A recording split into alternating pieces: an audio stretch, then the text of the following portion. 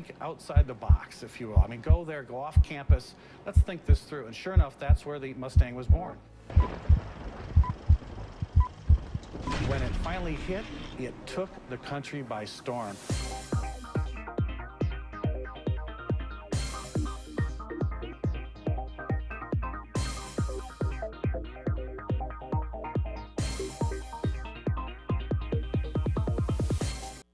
Hi, and welcome everybody to another edition of Cars in Context. I'm your host, John Clor. Today we're here at the 2014 North American International Auto Show. You can tell we're not here in the WMTV studios. We're here next in the Ford stand, next to the car that started it all. No, I know, Chris, you're saying that's a people mover. Absolutely. But this is Chris Sawyer of thevirtualdriver.com. Chris, thanks for joining us on another great episode. Folks, how can you not come to Detroit's Auto Show without checking out the car that started off 50 years ago? The Mustang One concept. Chris, I know if there was one car in the Detroit show, forget the multi-million dollar efforts from the automakers all over the world, there's one car you'd probably drive out of here that would be probably pretty close to you right now.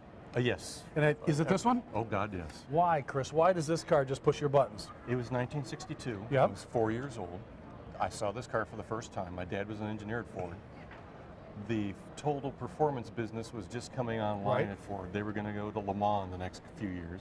Here was a car that was so different than anything else. Mid-engine, V4 engine, 90 horsepower. It doesn't sound like much now. No. But we're talking about a car that doesn't even weigh 1,500 pounds. A little tiny car like this. Side radiators. Yeah. Side radiators didn't show up in Formula One until 1970. This was 8 years ahead of that. Amazing. It's an amazing car. Now, don't forget, folks, what's so important for Ford is that this was a car company whose cars were boring and they were not exciting. They wanted to change all that. There's a new mood at Ford to come out with something so exciting. The rest of the world would say, is Ford Motor Company going to build something this crazy? You know what they did? They took this car to Watkins Glen. They brought out a bunch of college kids. Chris, I remember when this car was on the cover of just about every magazine you saw, and it set the world on fire. Could an American car company build something really this cool? You know, Dan Gurney drove this. And wasn't too far off the Formula One lap record at one point. Actually, this car does well over 100 miles an hour. And, you know, little tires and wheels, we don't really see these when we see these so-called supercars. What a supercar Mustang One was. Oh, absolutely. And you don't need big, huge wheels and tires. No. And this car just had to be so much fun. You small car lovers out there should know the genesis of all of this wonderfulness that we know as Mustang. And you'll notice the original pony badge. Of course, in today's car, that badge, the running pony with the tri-bar red, white, and blue, has lived for 50 years.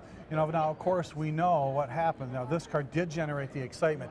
It did get people talking about Ford Motor Company. But the car that you know and love as the original Mustang wasn't a two-seat roadster. It was something much more practical, much more attainable, and much more part of American history. Let's go over, Chris, and see car number 001. Absolutely. Okay. Well, here we are, Chris. The real Mustang that we all know and love, the original Mustang. That's the real Mustang. I know you love that Mustang One, but this is This is the one Mustang that's going to 1. sell the volume. Technically, it's Mustang 00001, and the reason why this car is important, it wasn't the first Mustang sold in retail, it was the first serialized Mustang. The car was actually built early and shipped to Canada, where they were, because it took a couple days to get up to Canada, and of course you notice the license plate in front, folks? What does it say? It says, oh my gosh, it's a Newfoundland. That's where the car wound up in Canada. It was bought by an airline pilot who had to have it, and he loved the white convertible.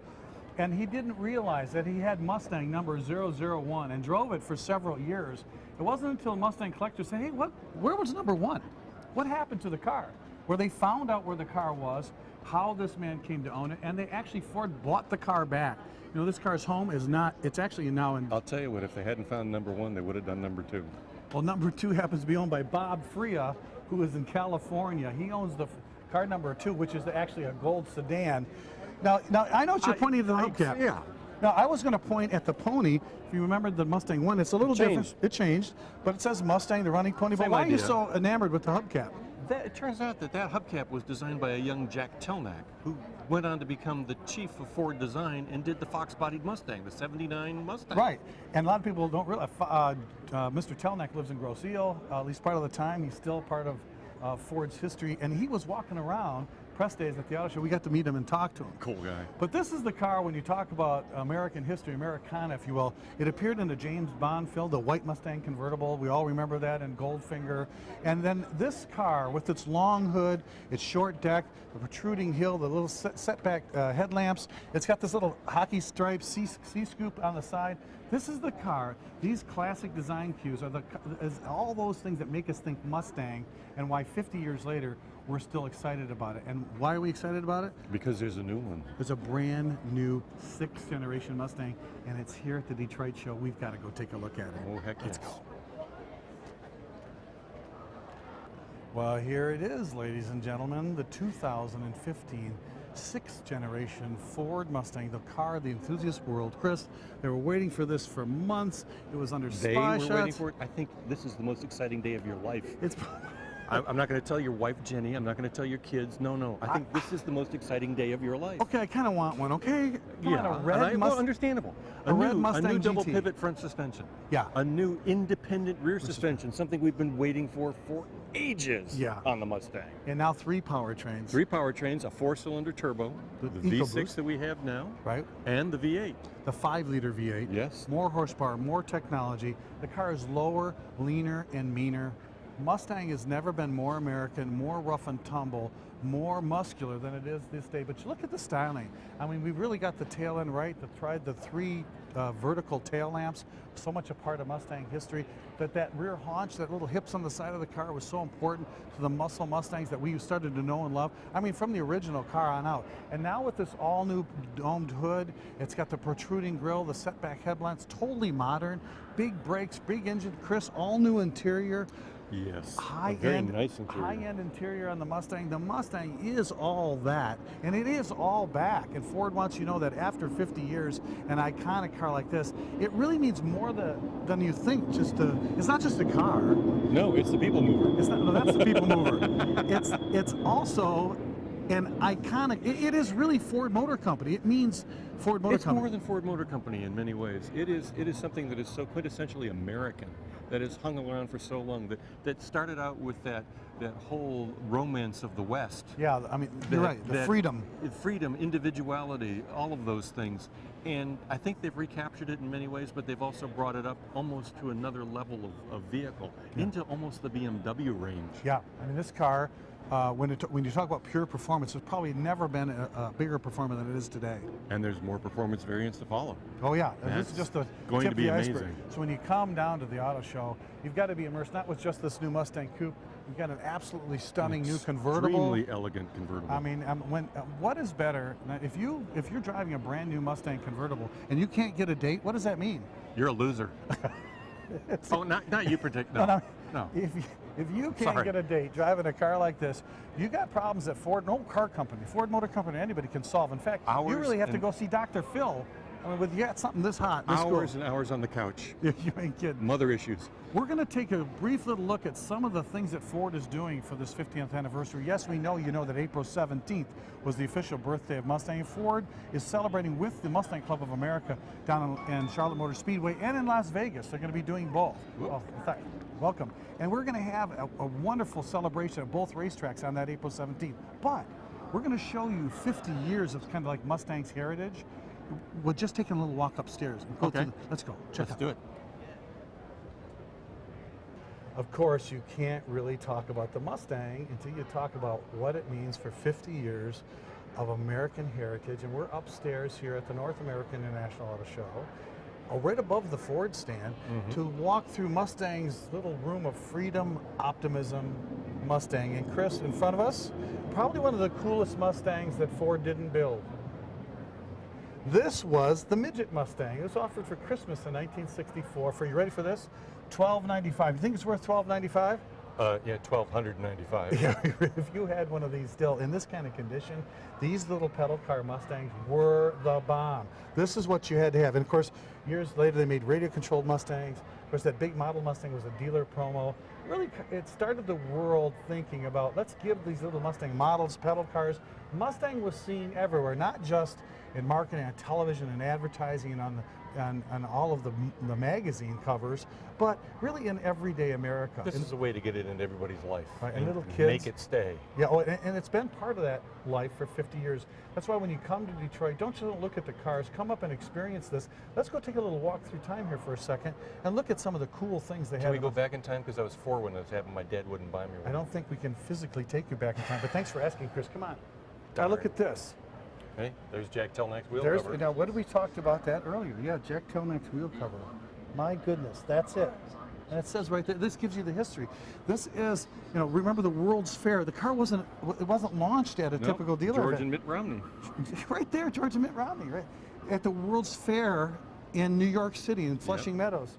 And check this out, Farrah Fawcett Majors.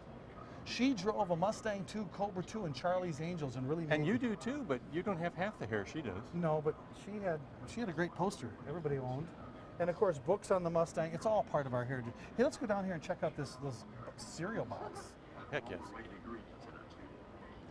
Well, Chris, here's a little bit of Mustang history. I hope some other folks remember.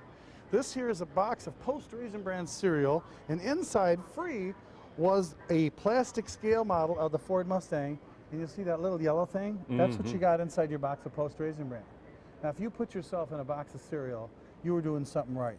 This little case also has something called, if it smells like a Mustang, it must be. It's the Avon Spicy Aftershave Mustang. I actually have a collector bottle of the Avon Spicy Aftershave. Goes with your high karate and your Aramis, does it? I don't have high karate. Thank you, though, Chris.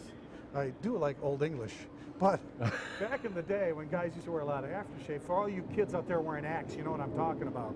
But the 64 Mustang was sold by Avon, so your wife, your girlfriend, your significant other would buy you the spicy aftershave and give it to you as a Christmas present. And as guys do, they kept the bottle. And they still have that here. And you know what? I never had one of those little Mustangs in the Raisin Bran, but then I was a regular kid. I guess sometimes I just had the Cheerios. Hey, here's something we all have. I know you have some Mustang Matchbox or Hot Wheels cars. It's all part of Americana. They even have a Mustang, of all the Mustang songs, a Mustang jukebox. And up here, one of the most rare things of all Mustangs, there was actually a Mustang pinball game made. I mean, these are the kinds of things, I was going to take Chris past the Barbie Mustang, because Barbie and Ken, I'm sure you had a Barbie and Ken Mustang. No, Barbie and Ken got beat up in my neighborhood. Okay, well, for those of you that had a Barbie doll and you didn't buy the Barbie Mustang, they actually show one of these here on display. By the way, it looks like Barbie was driving it, but Ken wanted the keys. That's the best thing I can tell. And they also had a funny little note here. Mustang's one of the most searched things on not only eBay, but on Google. And the first Mac, when it came out, Cost more than the first Mustang did. cost more than the first Mustang again. But now if you think about the first Mac, if you sold it on eBay, worth about $100. But that first Apple computer's not worth a whole lot. But if you had a first Mustang, it'd be worth $20,000, $30,000. Easy. So it turns out to be a better investment. Earlier today, Chris and I went over to the Mustang area and we actually built our own little Mustang model cars. Chris actually beat me to the punch on his. He put his together. My dashboard fell out. And I think your rear end Was yours built on a Friday? Yeah, or Monday. No, great little car. So it's a lot of fun when you come down into the Ford store. But it wasn't all about the Mustang. Ford made the biggest surprise move today at the auto show. Was something that wasn't They published. changed the franchise. They really have. It made huge news in a product that sells more than Mustang. Probably the most important product in the Detroit area by any automaker, and that's an all-new F-150. So let's go. Can you say aluminium? I could, but I won't. He prefers to say aluminum. Let's go look at what Ford has in store for the 2015 F-150. Vroom. You think that when Chris said, John, when Mustang was announced for 2015, you'd be the happiest kid on the block. He said, yeah, I'm kind of a Mustang guy. I can't help it. But that wasn't the big news here. We thought that was going to be Ford's big news here at the auto show, at the 2014 North American International Auto Show in Detroit, but it wasn't. Ford stumped the world with this brand new F-150. And why it was earth-shattering news? Because it's the next generation of America's favorite full-size truck. And when I say next generation, I mean not only new powertrains, not only more features, not only an all-new design, chassis, and body, but it had something that no other truck had. It had an incredible weight loss. I mean, this truck has lost 700 pounds of weight from the previous. And speaking of weight loss, I haven't lost 700 pounds. no, I'm talking about the truck, and it didn't use Jenny Craig. No. Does that make it the biggest loser? Well, maybe so. And you don't have to go with smaller portions. As Chris Sawyer will tell you, folks, from thevirtualdriver.com, losing 700 pounds out of a full-size truck Is means a lot amazing. for a car company. What does it mean to the F-Series? What it means to the F-Series is this. We're looking at a vehicle that is down almost a weight category. Yeah, That is going to allow it to get much better fuel economy. It's going to be able to have a towing capacity that's greater than it does now. It will allow it to, well, let's be honest, it's now got a fully boxed steel frame underneath. right. So they can down gauge that, but not lose the strength. They Right. don't have to pull dead weight around like you pulling me around on the show. No, The, no, folks, that's what I'm trying to tell you. I think the bottom line here is that everyone loves the F-Series. Everyone loves the F-Series because it is America's favorite car, or truck in this case. But the fact that it lost 700 pounds. and that they sell darn near 800, 900,000 of these a year. So this is the franchise's for. And we talk about iconic products. Yeah, Mustang's iconic, but let's face it. When you see this truck, and when you come to the auto show, it doesn't look like it's a whole heck of a lot different than the truck of the year, which happened to be this year, the Silverado. Absolutely. But come on. But it's so totally different that it's going.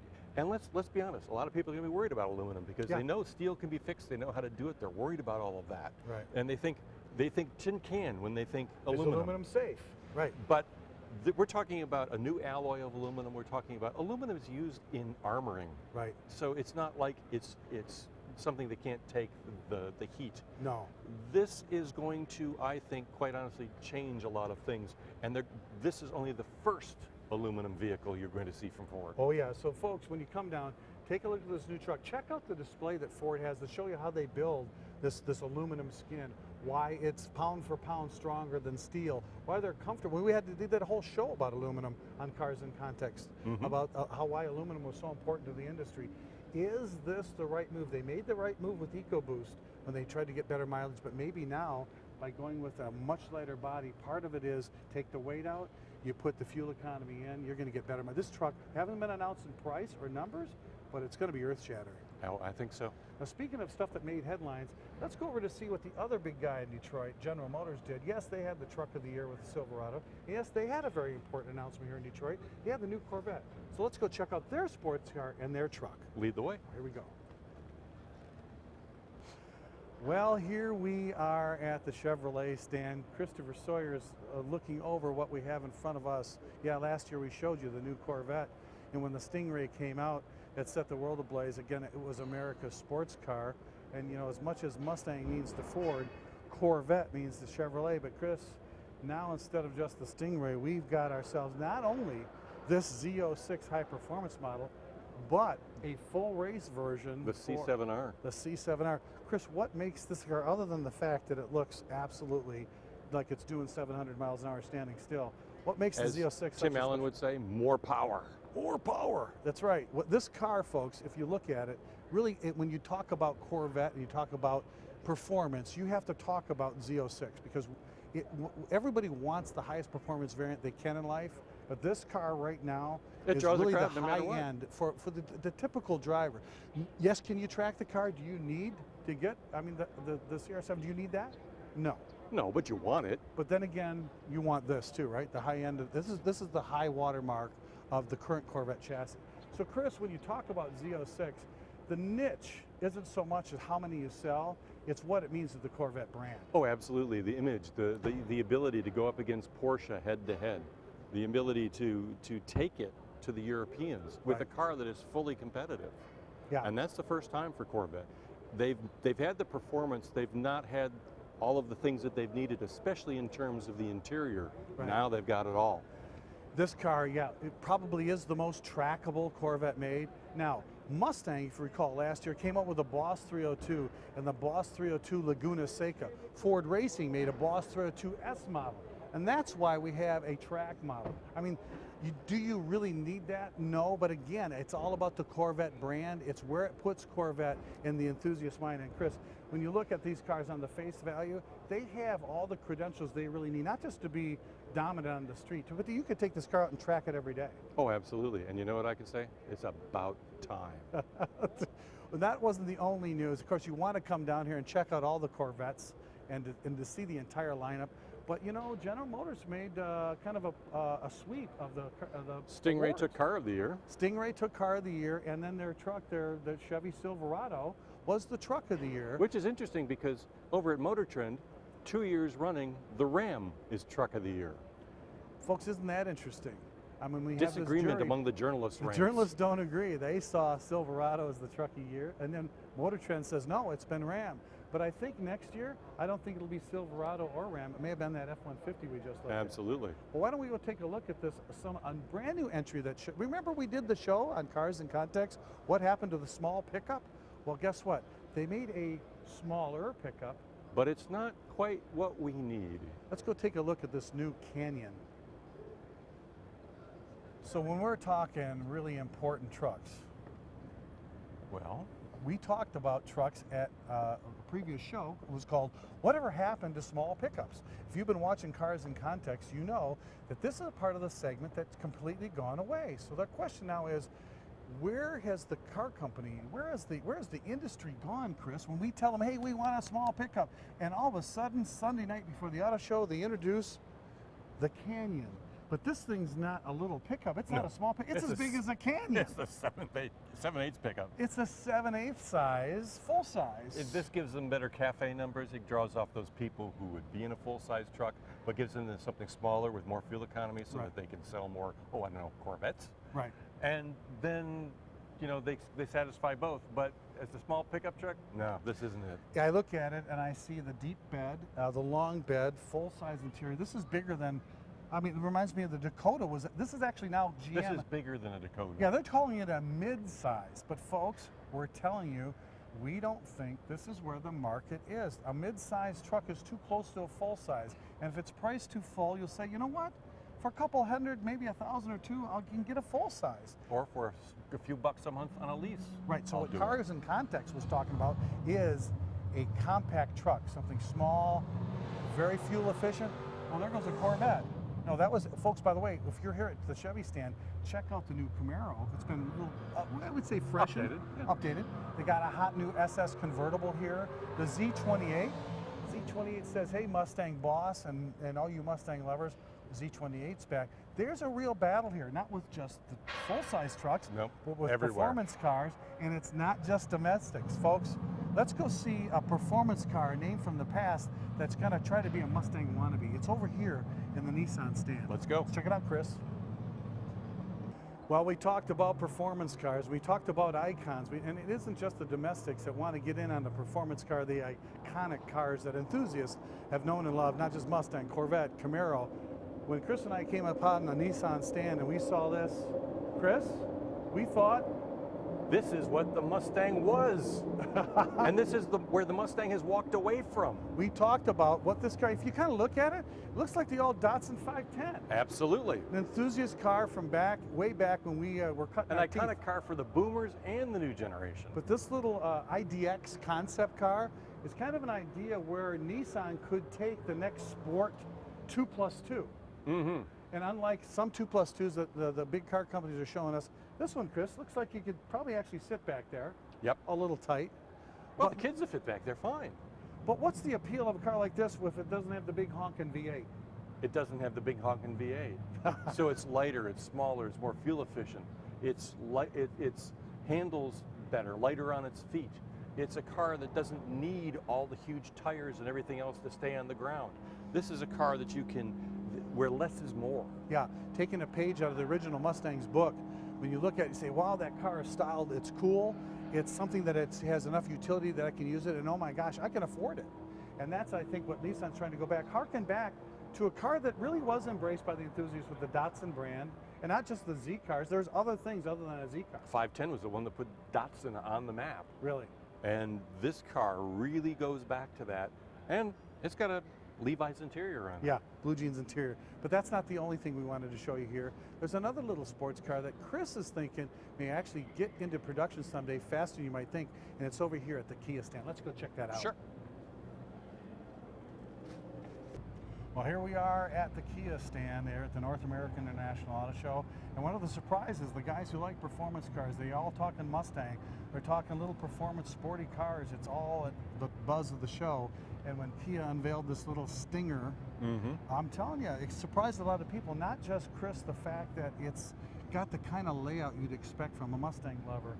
It's got, you know, a turbocharged 4-cylinder. It's rear-wheel drive, dual exhaust, but it's got that look. It's got that, you know, that something special. That's Sexiness. Yeah. That the car that they're going to have to price it at, you would not expect this look. Now, is it something that makes it different that it's rear-wheel drive? Oh, absolutely. A true performance car for a lot of people has got to be rear-wheel drive. There are hot hatches that are front-wheel drive, but rear-wheel drive, you can drive with the power, drive Right. the tail, and that is really important for a car like this. This is the Hyundai Genesis Coupe platform. The one that they should have. This is coming. No. Maybe not exactly like this, but this is going to happen. Now, folks, you heard it here first on Cars in Context, by none other than Chris Sawyer, editor and founder of thevirtualdriver.com. But some Mustang wannabe, if you're into Kias and Korean small coupes, this car with its Turbo 4, rear drive, it's got all the high style. If it comes into production, look out domestics. This thing will make some waves. Absolutely. But there's something else, Chris, that I noticed here at the show. When we talk about crazy performance cars, I'm not talking about the supercars, the ultra luxury supercars.